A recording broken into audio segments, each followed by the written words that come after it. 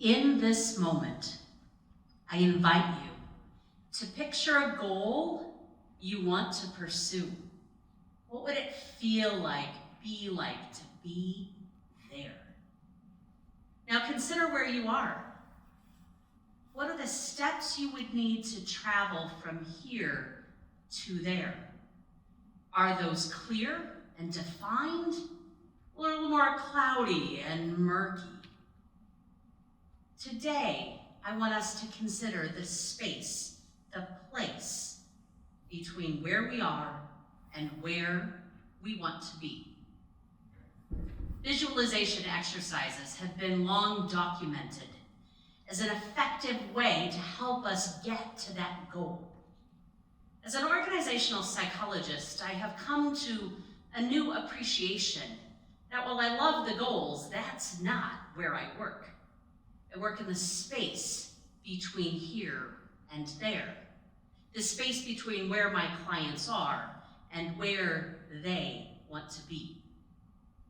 It also confirmed in me a lifelong passion for the gaps, of looking in the space between here and there.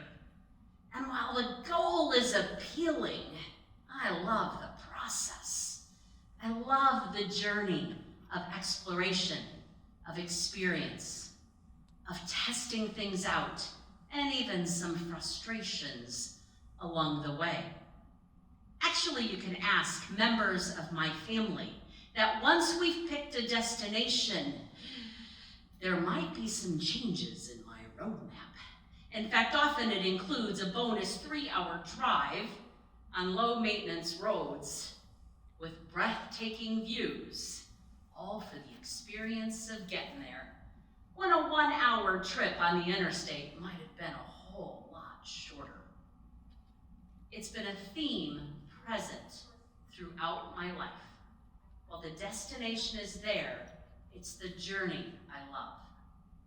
And I recognize that growing up, it really comes from a space of watching my father. For 40 years of ministry, he knew his work was in the gap.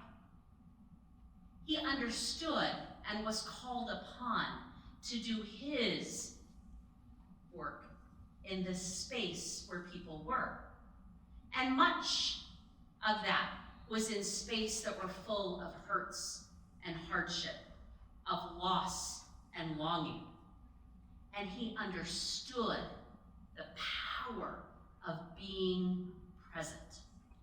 So much that we coined a phrase, pulling a Ward, W-A-R-D, his first name. Because if he heard somebody was in need, he showed up. He was known for driving hours because someone needed someone else with them, even for a little bit.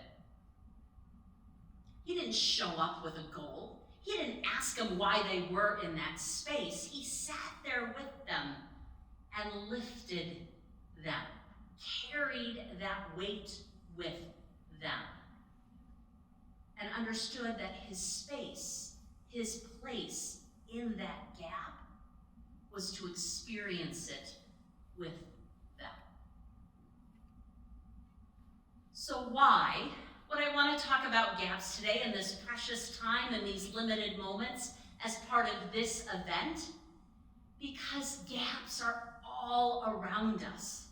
By definition, they are an opening, a breach, a cleft, a break in the line of defense. They provide us opportunities and space between points and objects.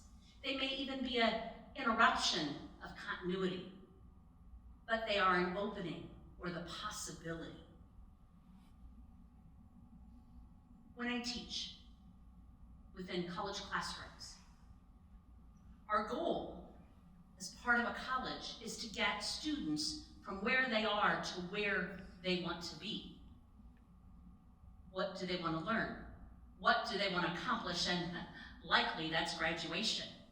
And somewhere in that process, I try to offer some wisdom, some knowledge, some insight to help them travel that space, listening, leading, learning, supporting, from this space to that place. In teams, in companies, I'm often called upon because something is needed, whether that is a risk or a pain point or an opportunity for growth. I've come to find that my work in companies is really about the space, not the goal. They know the goal. I'm called upon to figure out a plan to help them get there. My role is to travel this space with them and figure out what the gaps are and how we get through them. Oh, we see gaps all the time. Look around your teams, your classrooms, our companies. Oh, we could imagine all the communication gaps on a list. Think about what they sound like to you. Why doesn't anybody just communicate better? I sent you that email, didn't you get it? You're on mute. Think about where gaps show up in our day-to-day, whether it's planning, strategy, execution, whether it's senior leaders to frontline employees, from team to team, department to department, and if you've ever heard it was first shift, it was second shift, it was third shift, it wasn't us. There are gaps. And there's so many different kinds of gaps that show up in the way we just do work every day. Sometimes those gaps are weak links.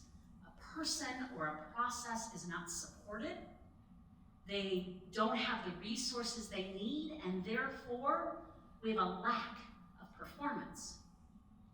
And yet, sometimes those gaps are a possibility. They are the potential for insight. It's where innovation exists, and it gives us a place to begin. Gaps are opportunities in a space. So what does that mean for us? Because we love that goal. We want to pursue that goal because this stuff is hard, it's messy, and yet it is where our potential is.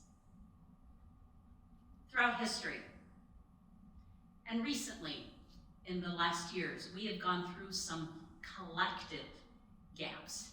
They've been hard. They've been full of pain, uncertainty, and some new understanding. When I look at gaps, they are both planned and unplanned. Unplanned gaps happen to us. We look at them and we go, oh, what? We express some shock or disbelief, and we're like, I didn't see that coming. And we mourn a loss, or we shift our experience because we didn't expect that, or we didn't plan for that, or we just don't even know what to do with that. But planned gaps are different because when we have set the goal, we expect some steps along the way. We know that there will be shifts and adjustments, even some setbacks. But we accept the results. We accept that process way differently because we had some say in it. We knew it was coming. And once we get to that goal, it feels good. If we look back on the process, we might even say it was worth it. And after we've gotten there and we feel whatever that is we've accomplished, we even might do that evaluation to look back. Was the process worth it? We evaluate the gap with this cost. Was the toll worth the accomplishment? But we did it. And we understand that it feels differently when it's planned versus unplanned. And we've seen with new clarity in the last couple of years, both a combination of planned and unplanned. So what does that look like for us now as we try to carve a new space forward. When you consider the gaps of where we've been, when gaps are both a lack of and an opening, we have some decisions to make. We want that next new normal. We want to see what's coming next. But how could we, in this time, leverage this possibility by capturing what we've learned and put that to some better use? What would that look like for us? To be able to use this space, because even with exhaustion and burnout, we've built some muscle memory and stamina. Could we take this space and use it as a slingshot to move us ahead? And we recognize it's not a one-step process, and culturally we've explained it for years. 2 steps forward, 1 step back, 3 steps forward, and hopefully not 18 steps backwards. But as part of this learning in this space, in this place, we've had some lessons learned. We have finally had some really hard conversations and started them in new and powerful ways. We learned how to connect with loved ones when the rules changed. We shifted our business strategies to survive and thrive. We figured out how to finally make more accessibility options available to people with different disabilities and abilities than ever before. We finally celebrated people who show up and care for people and make sure they have what they need. If we could take those lessons learned and channel them together to what comes next, we're going to find ourselves in a much better space than maybe we even give ourselves credit for now. So what does this look like in our teams, in our companies, in our classrooms, in our communities? What are some of those things we need to consider to help people travel from here to there, from where they start to where they want to go? I believe there are a couple of key things that we need to engage. Some new understanding about, because we know in a change management process, when something shifts, there are people who run with it, they take care of it, and you don't have to wonder. And then there's some of us in the middle. It takes us a little longer, but eventually we get there. And then, there's that other group. Nope, don't wanna. And so what could we do? What could we do better than we've done before? Because there's some things we know about gaps. People won't cross the gap unless they know the why. And yet I need to understand that it's my responsibility, if I am traveling in this space, to meet people where they're at, not where I expect them to be. And as leaders, whether you're a project leader, a people leader, a technical leader, as leaders, it starts with us, but it's not about us. It's about what we do with and through other people that makes the difference in what we can accomplish. Because leaders need to be able to be clear on the vision and flexible in how we get there.